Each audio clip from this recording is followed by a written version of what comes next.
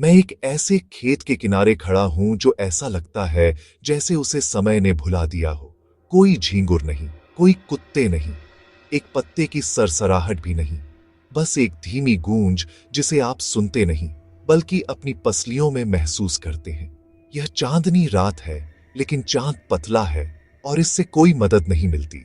यहां परछाइयां घनी है, भारी है। इस बंजर जमीन के बीच में पत्थरों का एक घेरा है, पुराना और घिसा हुआ और काई से चिकना, जैसे एक मुंह जिसने कभी बंद होना नहीं सीखा। वह कुआं। मेरी टॉर्च जमीन पर एक कांपती हुई रेखा बनाती है। मैं झूठ नहीं बोलूंगा, मेरा हाथ कांप रहा है, ठंड से नहीं, किसी और चीज से।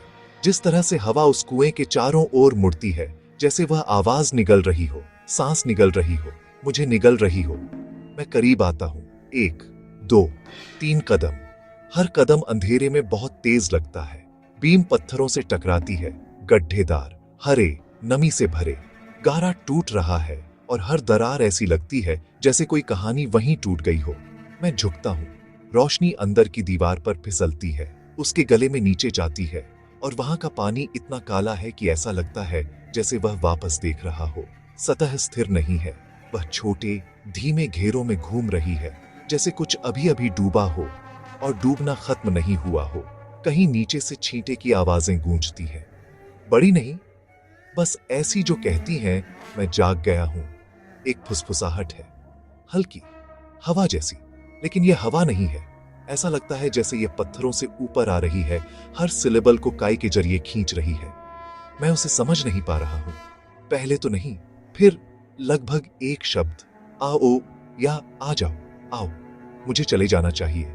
मेरा हर हिस्सा कहता है मुड़ो, जाओ, लेकिन हवा मेरे सीने पर दबाव डालती है और जमीन में गूंज के दांत निकल आते हैं। मैं टॉर्च को तिरछा करता हूं। सतह कस जाती है जैसे एक मांसपेशी।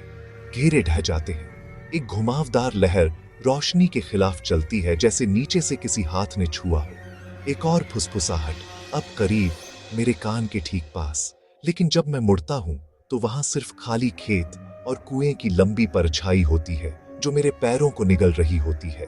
वे कहते हैं कि यह जगह शापित है। एक बार यहां एक शादी रुक गई थी।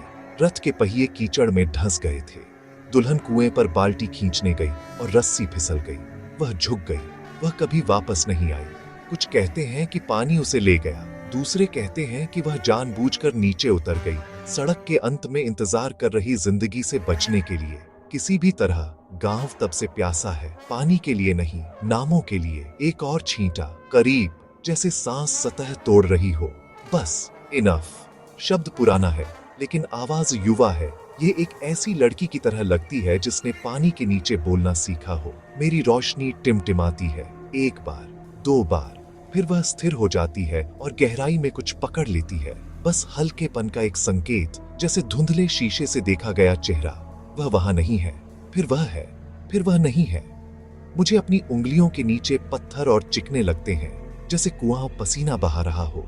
काई मेरी त्वचा से ज्यादा गर्म है। फुसफुसाहट एक पतली हंसी में बदल जाती है और मुझे एहसास होता है कि वह अब नीचे से नहीं आ रही है, वह मेरे पीछे से आ रही है। मैं मुड़ता नहीं हूं, मैं नहीं मुड़ सकता।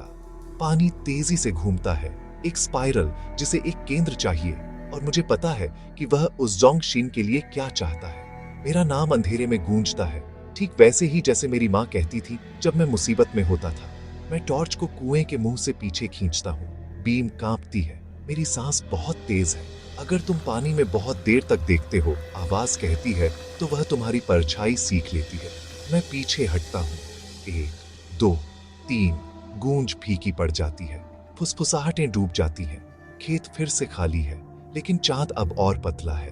और जब मैं अपने चेहरे पर रोशनी करता हूँ, 1 सेकंड के लिए, बस 1 सेकंड के लिए, मुझे मैं नहीं दिखता।